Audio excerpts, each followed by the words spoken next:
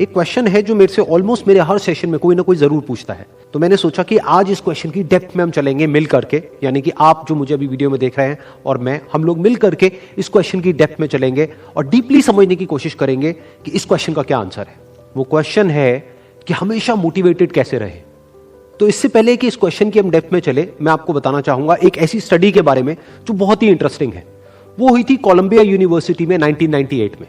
एक प्रोफेसर ने स्टडी को किया जिसमें कि बहुत सारे बच्चे थे जो कि सारे 5th स्टैंडर्ड के थे और उनको पजल्स थी बहुत तरह तरह की सॉल्व करने के लिए। उसमें से कुछ पजल्स बहुत ही मुश्किल थी, कुछ बहुत ही आसान थी। उसके बाद में जब उन बच्चों ने उन पजल्स को सॉल्व किया तो उसके बाद में सभी बच्चों को एक ही बात कही गई कि आपने बहुत अच्छा किया।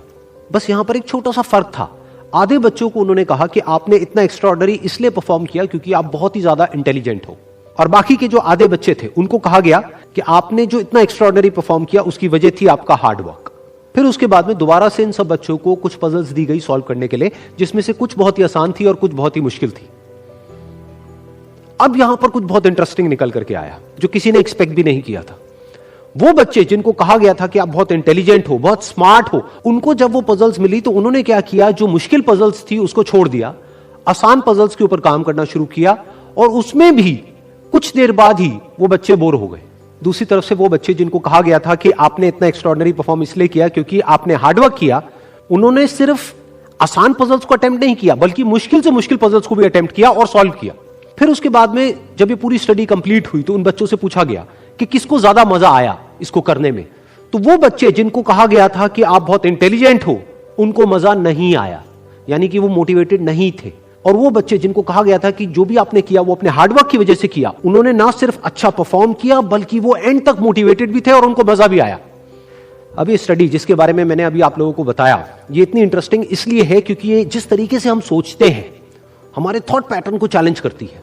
हम क्या सोचते हैं कि अगर हम पेरेंट्स हैं या हम टीचर्स हैं और अपने बच्चों को हम बोलेंगे कि आप बहुत इंटेलिजेंट हो, आप बहुत स्मार्ट हो, तो वो अच्छा परफॉर्म करेंगे। लेकिन इस स्टडी में एग्जैक्ट उसका ऑपोजिट निकल करके आया है। तो इस स्टडी में जो फैक्ट्स रिवील हुए उसको समझने के लिए हमको एक कॉन्सेप्ट को समझना पड़ेगा, जिस कॉन्सेप्ट को कहा जाता है लोकस ऑफ कंट्रोल। हुआ क्या कि जिन बच्चों को कहा गया कि आप बहुत ही स्मार्ट हो, बहुत ही इंटेलिजेंट हो, उनका जो लोकस ऑफ कंट्रोल था वो उनके अंदर नहीं था, उनके बाहर था। लोकस का मतलब है सेंटर ऑफ कंट्रोल, मतलब कि अगर वो स्मार्ट है, अगर वो इंटेलिजेंट है, तो इसमें उनका खुद का कोई रोल नहीं है, वो उनके कंट्रोल से बाहर है। दूसरी तरफ से जिन बच्चों को कहा गया कि जो भी आपने अचीव किया वो अपने हार्डवर्क की वजह से अचीव किया, उनका जो लोकस ऑफ कंट्रोल था वो उनके अंदर था, यानी कि हार्डवर्क पूरी तरह से उनके खुद के हाथ में था कि अब उनके ऊपर है कि वो कितना हार्डवर्क करते हैं। और ये सिर्फ इस स्टडी में निकल करके नहीं आया है, इस तरह की और भी बहुत सारी स्टडीज हुई हैं, बहुत सारी रिसर्चेस हुई हैं जहां पर एग्जैक्ट यही चीज निकल करके आई है कि अगर हम खुद को हमेशा मोटिवेटेड रखना चाहते हैं तो उसका सिर्फ एक तरीका है कि जो कंट्रोल है वो पूरी तरह से हमारे अपने हाथ में होना चाहिए। तो अब समझने की कोशिश करते हैं कि ऐसा क्या होता है कि जो कंट्रोल है वो हमारे हाथ से चला जाता है, और ऐसा क्या होता है जब कंट्रोल हमारे हाथ में आ जाता है। जब भी हम एक्सटर्नल फैक्टर्स की बात करते हैं कि मैं ये नहीं कर पा रहा इस वजह से, उस वजह से, उस वजह से, जो कि मेरे कंट्रोल से बाहर है, तो हमारे हाथ से कंट्रोल चला जाता है। लेकिन जब हम बात करते हैं कि हम एग्जैक्टली क्या कर सकते हैं, जब हम अपनी कैपेबिलिटीज के बारे में बात करते हैं, तब कंट्रोल पूरी तरह से हमारे हाथ में आ जाता है। जब हमारा फोकस उन रीजंस पे नहीं होता है जिनकी वजह से हम वो नहीं कर सकते जो हम करना चाहते हैं, बल्कि उस जगह पर होता है कि जिस वजह से हम वो कर सकते हैं जो हम करना चाहते हैं, तब हम अंदर से मोटिवेटेड होते हैं।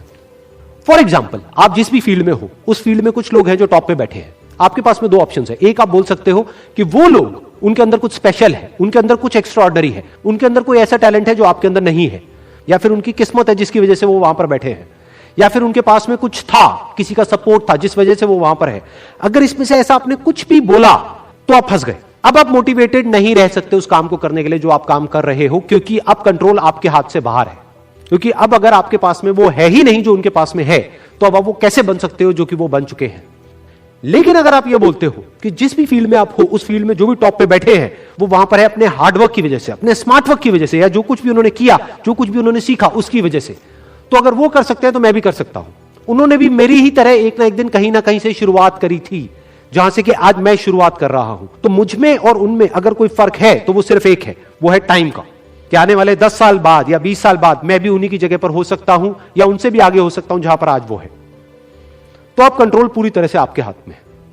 तो हमारे पास में हमेशा ये दो ऑप्शंस होते हैं, एक कि हम कंट्रोल को अपने हाथ से छोड़ दें और दूसरा कि कंट्रोल हम पूरी तरीके से अपने हाथ में ले लें। एक के कंट्रोल हमारा बाहर हो, एक है कंट्रोल हमारा अंदर। तो इस बात को हमेशा याद रखना कि आपका कंट्रोल कहीं बाहर नहीं होना चाहिए, आपके अपने ही अंदर होना चाहिए। Wish you all the very best. Thank you so much.